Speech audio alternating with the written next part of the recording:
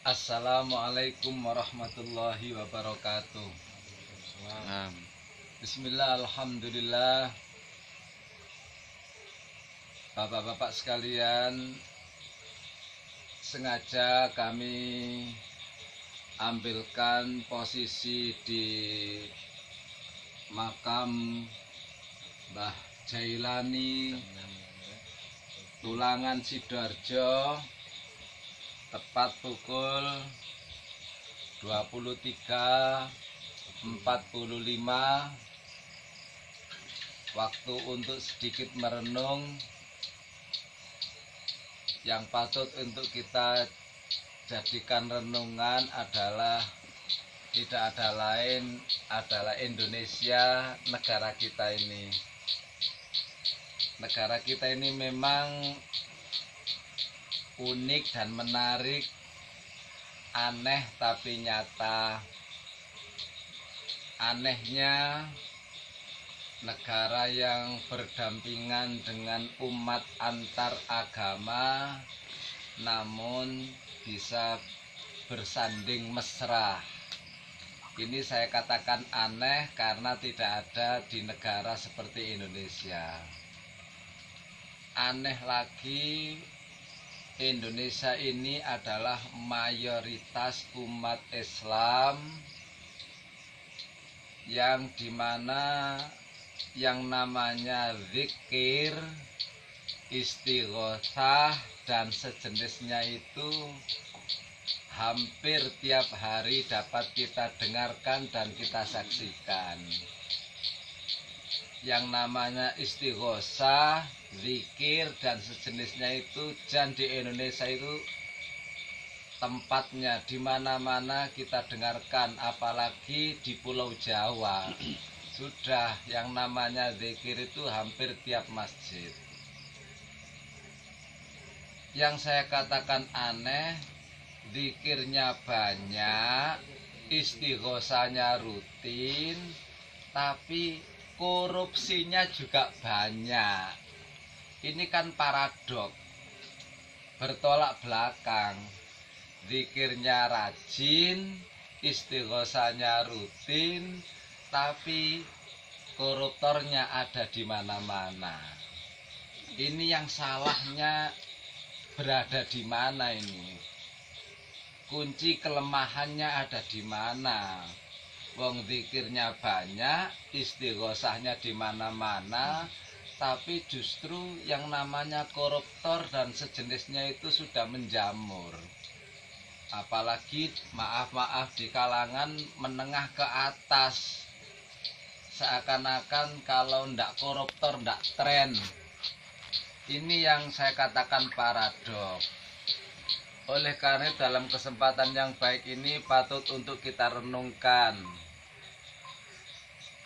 Satu, berarti selama ini zikir dan istighosah tidak ubahnya hanya sekedar formalitas belaka. Belum bisa menyentuh kepada hati sanubari. Sehingga istighosah jalan, zikir jalan, tapi hanya masuk dalam casingnya saja. Karena hanya casingnya saja, otomatis ya seperti sekarang ini. Zikirnya kenceng, tetapi koruptornya ada di mana-mana. Yang kedua yang harus kita garis bawahi, pelaku-pelaku koruptor terutama kelas menengah ke atas itu hampir dapat dipastikan karena ada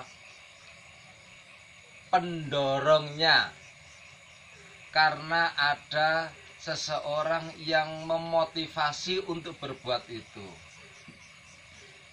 Tidak ada lain adalah istri dan anak mereka. Mereka kalau dibuat hitungan matematika tidak kurang yang namanya makan itu. Rumah ada di mana-mana. Kekayaannya melimpah ruah. lebih dari sekedar cukup. Tapi mereka mengapa berbuat seperti itu? Dan ini siapa yang mendorong? Saya katakan mendorong itu karena apa? Hampir yang melakukan itu adalah kaum Adam, bapak-bapak. Bapak-bapak itu oleh Allah settingannya nggak terlalu senang terhadap harta. Bapak-bapak itu disetting oleh Allah tidak terlalu terhadap harta itu tidak terlalu berharap betul. Berarti ada di belakang bapak-bapak ini yang menyebabkan mereka berbuat seperti itu. Bapak-bapak itu ya pokoknya mangan ono nggone tidur istirahat ada, kendaraan satu cukup. Mangan bisa, tidur bisa, kendaraan walaupun sederhana bisa, itu sudah cukup. Berarti mereka ada yang memotivasi. Tidak ada lain adalah siapa di belakang mereka. Tidak ada lain, bukan tetangganya, bukan temannya. Dia adalah istri dan anak. Anak dan istri. Makanya Al-Quran sudah berkali-kali menyatakan anak dan istri itulah sebagai musuh. Anak dan istri itu sebagai fitnah. Iya kan? Karena orang dua inilah yang rata-rata bikin orang gelimpeng, lost control, dorongan istri dari ke hari ke hari, dorongan istri dari hari ke hari yang memimpikan gemerlap dunia. Sementara dia terlalu cinta luar biasa terhadap sang istri, akhirnya lost control, hilang kendali. Yang kedua, anak. Karena sayangnya terhadap anak luar biasa, permintaan anak A, permintaan anak B yang mereka mempunyai beban apabila tidak memenuhi, akhirnya hilang kendali, lost control.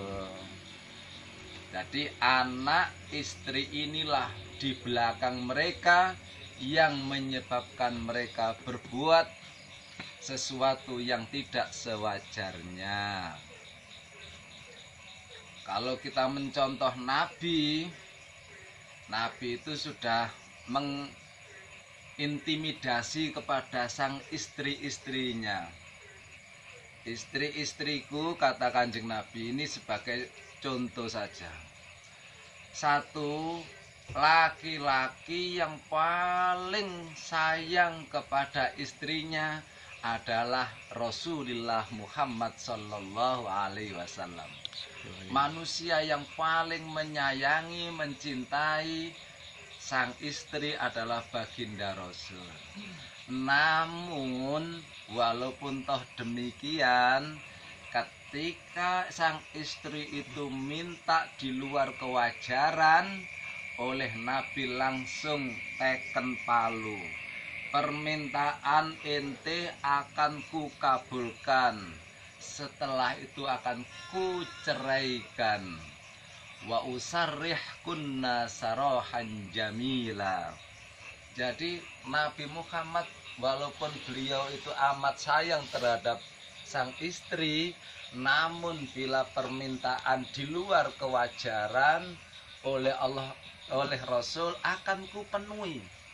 Tapi setelah itu go away forever. Apa go away forever itu? Pergi ke sana selama-lamanya. Inilah satu contoh yang patut untuk kita tiru.